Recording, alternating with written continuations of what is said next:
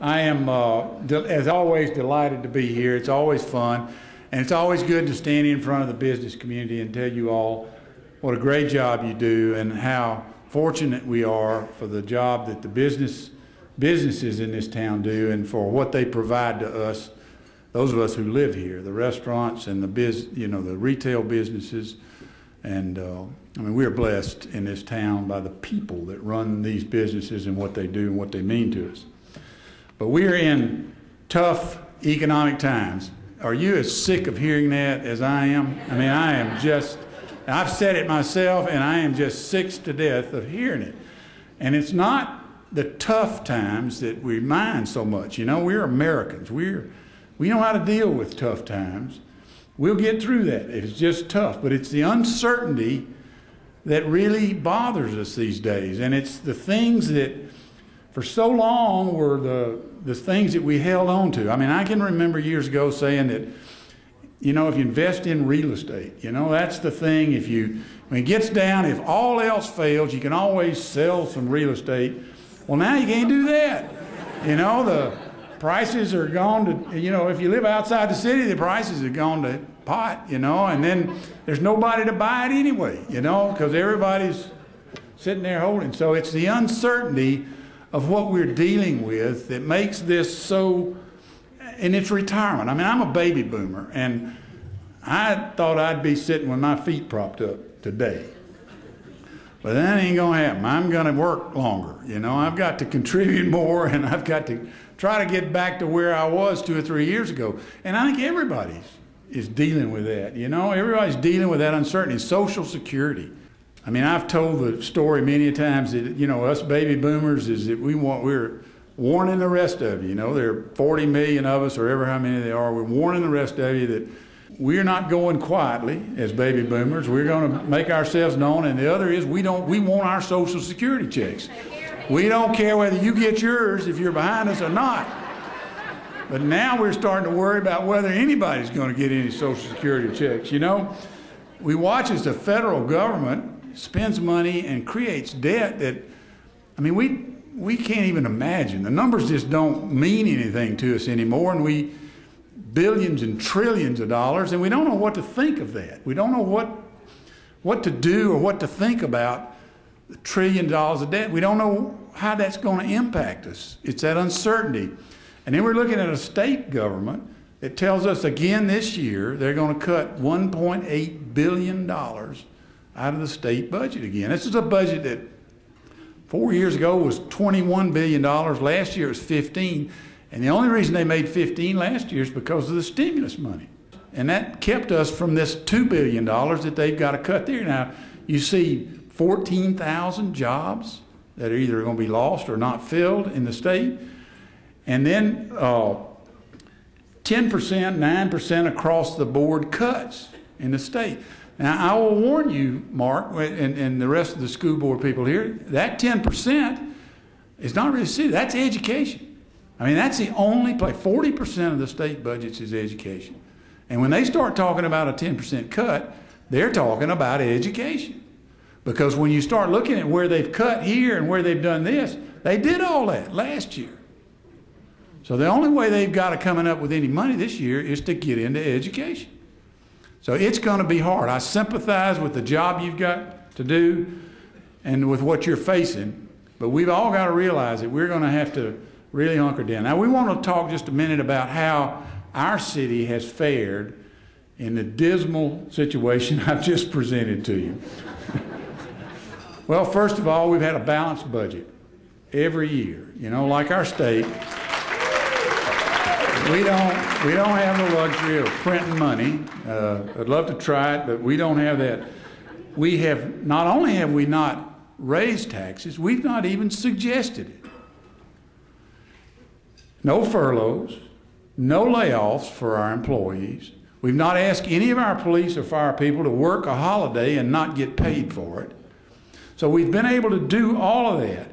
And then our city employees, bless their hearts, have done just what you and I have done over the last several years. They've not taken a raise. They've hunkered down. They've done their job like it's the greatest place in the world to work, which they know it is. They've been appreciative of the job. And they've done what we've asked them to do over and over again. And my heart goes out to them, and my thanks go out to them.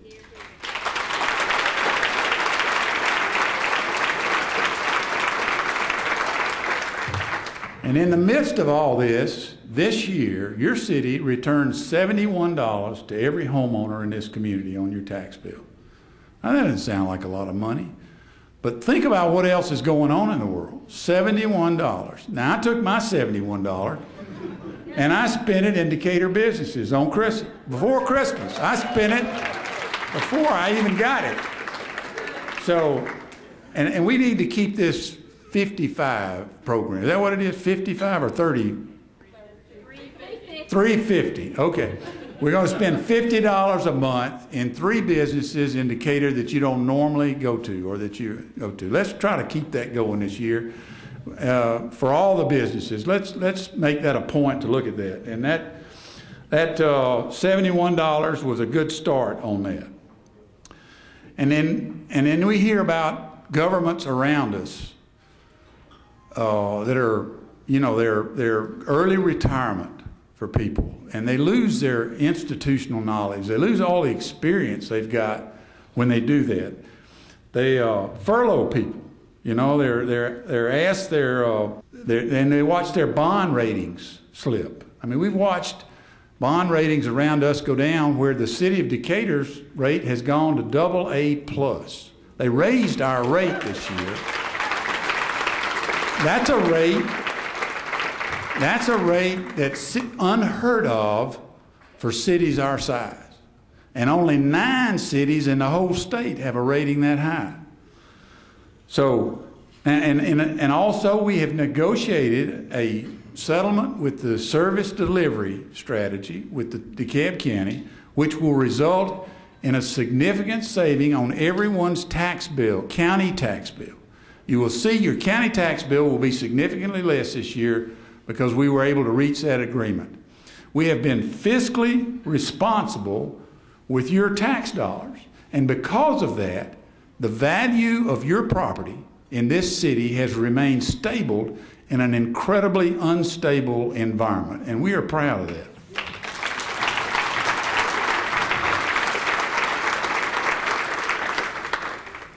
And we've been spending your money too, bond money. You know, while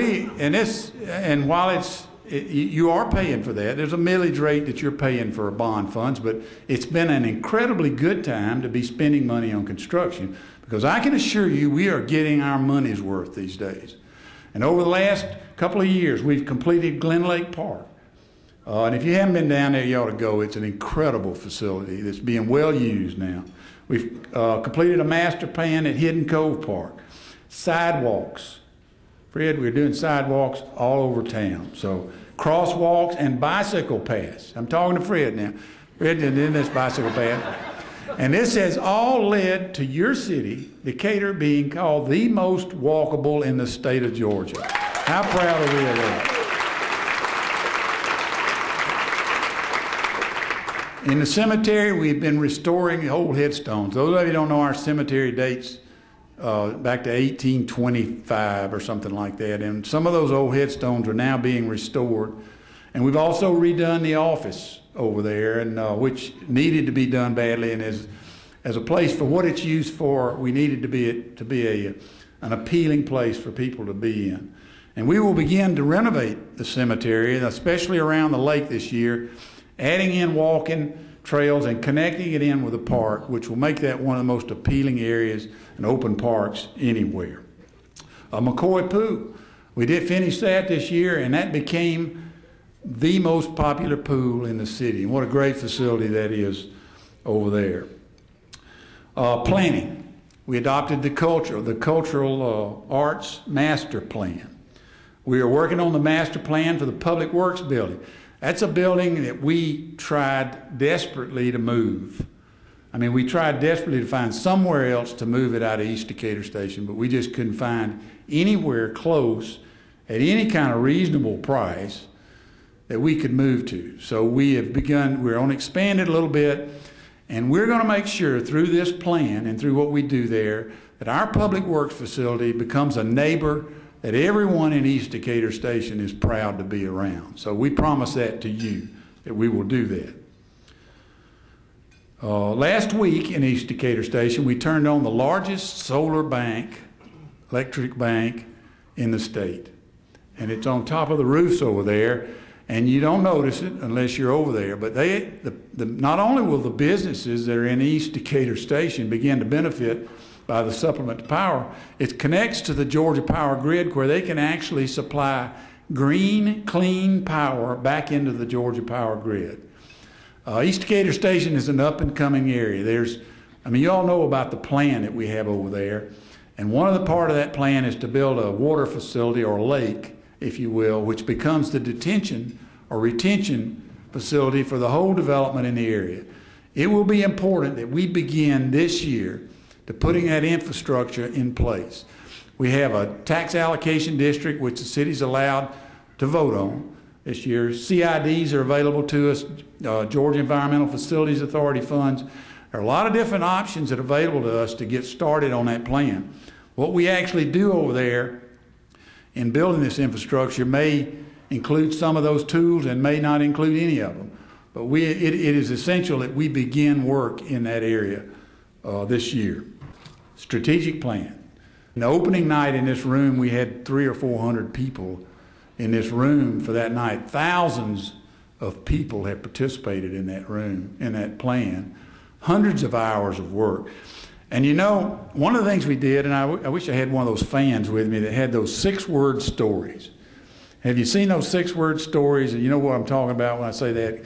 This is something that the city started several years ago, and you describe yourself, and I can't, some of them, anyway, 6 words describing. They first started doing it by applying it to people. So 6 words that describe you as an individual. Now, when you start to think about this, it's not hard to believe that Ernest Hemingway, who came up with this idea, came up with this in some bar in Key West, probably. So, but anyway, we're all anxiously awaiting the final results of this strategic plan.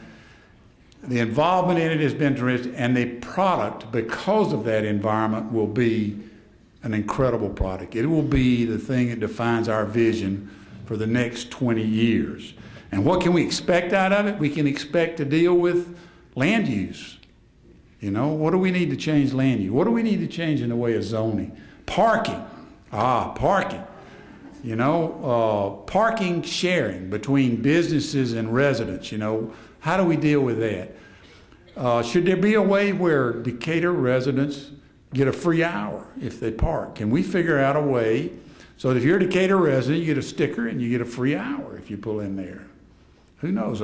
Parking sharing, bicycle sharing. You know, when you're building a development, a condo development, if you're allowed to have less parking spaces, if you provide bicycles or for sharing or cars for sharing, all that kind of stuff, we can expect to see in this plan and to deal with over the coming years. And it's time to do that. It's time to study this and to start to make changes in the way we live. Now, as far as construction next year, you'll see us start on Fire Station 1. It's a 60-year-old facility. It was built when there were no women firefighters. So now we have to kind of prepare for that. We have a number of outstanding women firefighters, and it's important that we begin to provide a facility that's to do that. The rec center. The rec center is going to be a great facility when we get through. It's not going to look like any rec center we've probably ever had. When I grew up, it was a basketball court, you know, and a locker room. That was it. This is going to be different. It's going to look great, and it's going to be something you're proud of. There'll actually be a facility in there where if you ride a bike to work, you can actually park it and take a shower and then walk to work somewhere in downtown Decatur. That's the kind of forward thinking we'll do. And maybe it needs a name other than the rec center now. Maybe it needs something else. So maybe we'll have a contest this year and try to figure out what we want to name that. As I said before, the cemetery. Now, we're going to do some changes in there, and you're going to like what happens over there.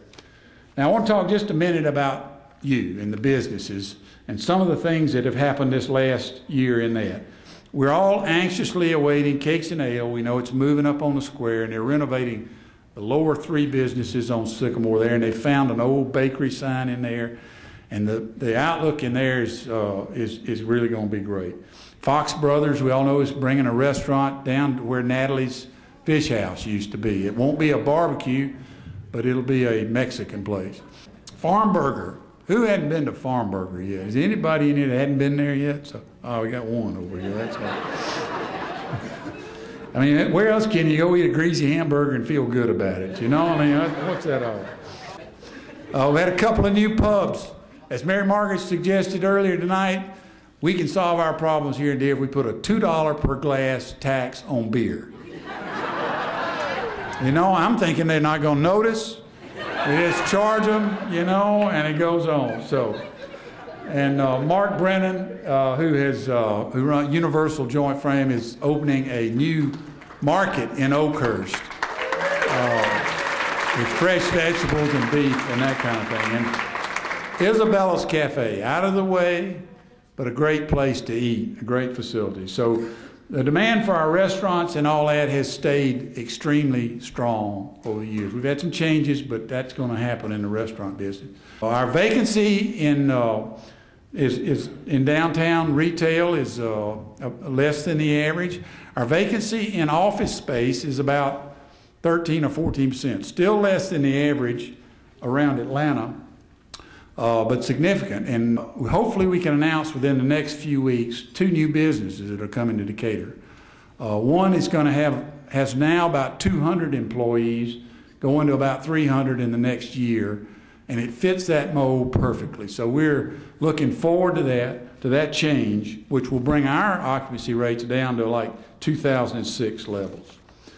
So that's the business community. And one of the things at the Mayor's Day Conference, which just was this weekend, we were presented this year with a study that the Fanning Institute, the University of Georgia, has done for a year. Many of you here participated in this because they were looking at how downtowns and how cities can move into the future. And one of the things this study says, if your downtown is not successful and vibrant, your city won't be successful. So that's how important the downtown is to what we do and what the businesses are. Now, the future for cities is uncertain. We're dealing with revenue sources that are changing daily. I mean, there's a lot of pressure on property. I listened to the governor Monday morning say that property taxes, ad valorem taxes, are becoming unpopular. Well, okay, give us something else. Let us find some way to do what people that live in our communities are asked. And they're dealing and tinkering with revenue sources. You know, there's a tax study out that involves going to a sales tax, a consumption tax, rather than property taxes. So we're going to be involved, your city is going to be involved in all those discussions as we go through the years. The gist of the matter is that Decatur has become an extremely enviable city. Not just in this state, but around the country. Our government makes us enviable. Our management of this city makes us enviable. Our building community, our business community, and the people that do business here makes it an enviable place. The involvement of our residents and our businesses in what we do in this town is the envy of everyone around the country. They can't believe how involved we are. Our fiscal stability in this city is the envy of everybody in the state. But now, with that envy, and we're very proud of what we've done here, but with that envy comes responsibility. I mean, there's a responsibility that the people in this community have, not just to ourselves, but to the rest of them. We have to be willing to help. We have to be willing to share what we know works and show people in the rest of the state that we are willing to help move this state forward. We can't forget for a minute that we're better off than most. I mean, we're moving in at a time, and we're looking at a time that we don't understand here sometimes what's really happening in the world because we are so fortunate here. I mean, I know times are tough. They're tough everywhere. But we are really fortunate here. We're fortunate not just because of the finances and the economic, but fortunate because of the people that live here and work here and make this such a great place. I filled out a questionnaire the other day for a magazine. They asked 10 questions. And one of the questions had something to do with what is your favorite thing about the metro area? And I answered the question this way. I said that I've been here 40 years, and Atlanta has been a great place. The metro region has been a great place to live and work for that entire 40 years. Now, if we do our job, if we pay attention to the detail, if we do our job and help other people, somebody 40 years from today will answer that question the same way. It's been a great place to be for 40 years. Thank you for all that you do. What a great city this is. It's a pleasure to be your mayor. Thank you very much.